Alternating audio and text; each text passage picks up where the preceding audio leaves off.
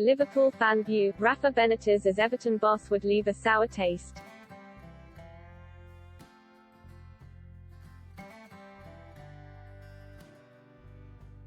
But his Anfield legacy is bulletproof, and Merseyside's blue half should swallow misplaced pride and realise what he brings to the table.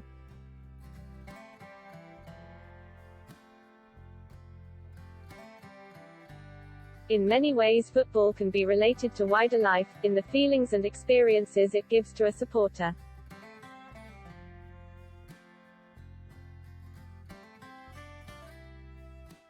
Like the sensation of seeing an old flame with somebody else, always sure to be a weird one and something best off avoided.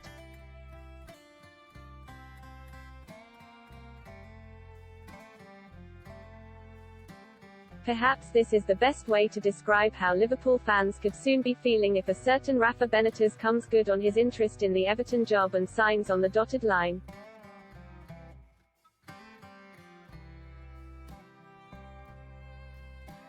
Imagine journeying back just over a decade and floating this idea to both the red and blue half of Merseyside.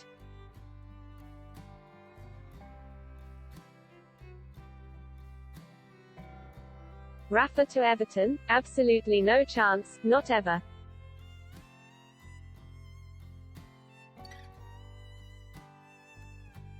This would have been the unanimous answer from all corners, yet football moves in mysterious ways.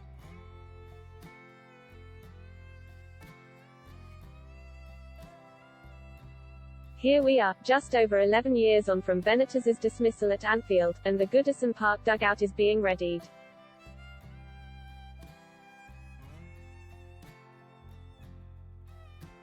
Naturally, a vast majority of Everton fans have been in uproar regarding this unthinkable sporting marriage.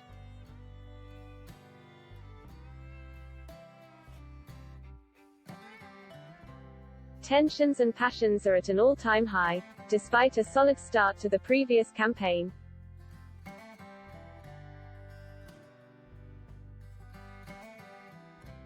Everton ultimately underachieved once again and limped to a 10th place finish, even under the watch of Hollywood boss Carlo Ancelotti. There's no getting away from this.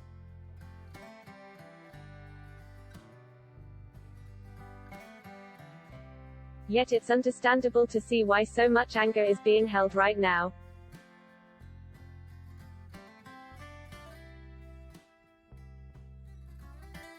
Particularly given Ancelotti had spoken up his affection for the club at every opportunity before jumping ship at the first chance to flutter his eyelashes at the Bernabeu for a second time.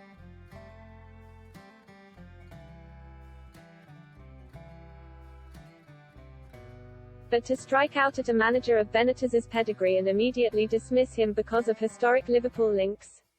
Now that's bold.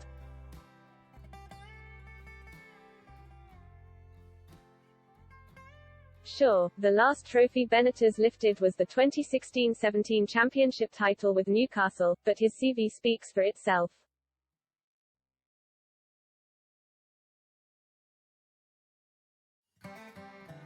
Silverware has been collected at each of the top European clubs Benitez has managed since establishing himself as a top-level coach in 2001 with Valencia.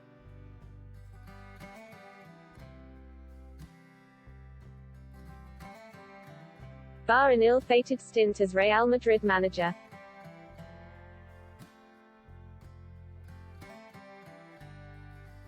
Ultimately it comes down to this: Everton fans want a team to be proud of, who are finally competing for trophies with real intent.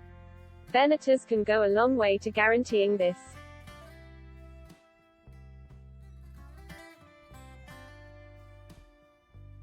The image of Benitez will forever cause many an Evertonian to froth at the mouth in recollection of his small club jibe, following a goalless draw in 2007.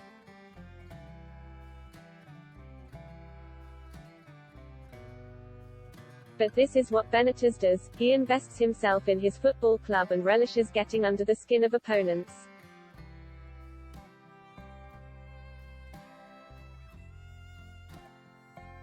He can talk the talk and very often walk the walk. His Liverpool reign was defined by punching above his weight and conjuring something out of nothing.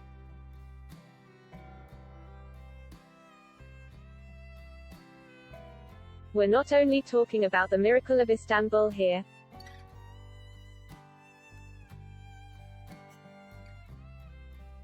but the way Benitez crafted a team on a shoestring budget and came within a whisker of winning the Premier League title in 2009, losing just twice all season.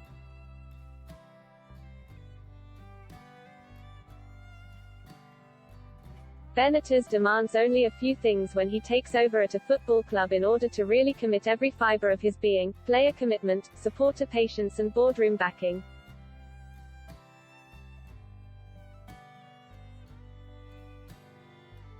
At Liverpool he had two of the three.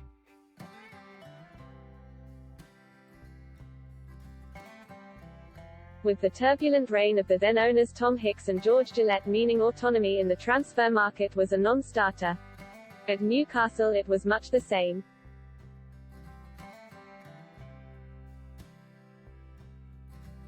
Yet Benitez stayed and sculpted two very different but successful projects. At Anfield he became a European champion against all odds.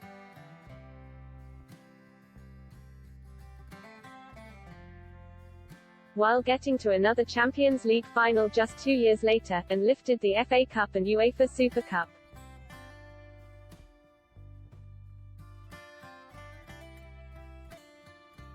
At Newcastle fans despaired when his inevitable exit was confirmed.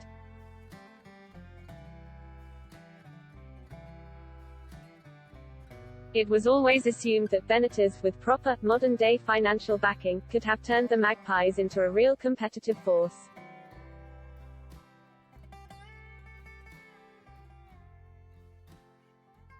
Don't forget Benitez was the man who refused to pay big money for striker Joelinton.